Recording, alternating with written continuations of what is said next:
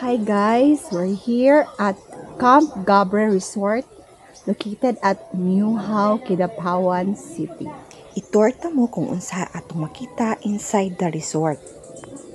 Pagsulod ninyo gikan sa parking mo ni ang inyong makita. So, naa siya duha ka dalan going to the pool. Daghan day ni siya og fish pond diri nga resort.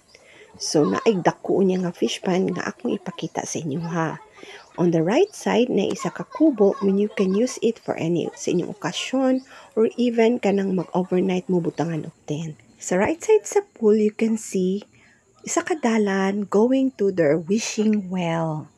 Tanawan ninyo guys. Pero naagyapon siya fish pond nga naay tilapia.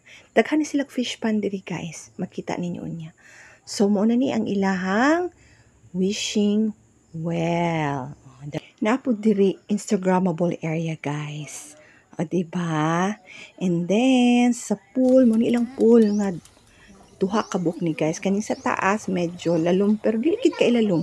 Tong sa baba mo ay for kids. And kabalo mo po guys ang ilang tubig diri gikan sa spring ug flowing so walay chlorine.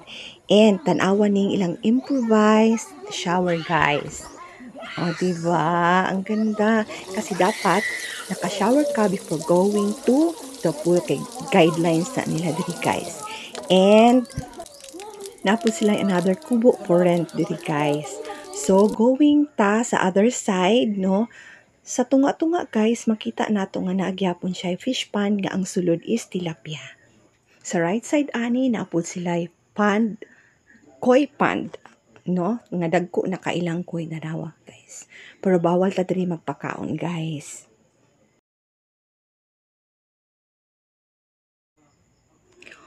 Ug mo ni siya ang view sa taas, katong sa entrance kung naata diri sa baba.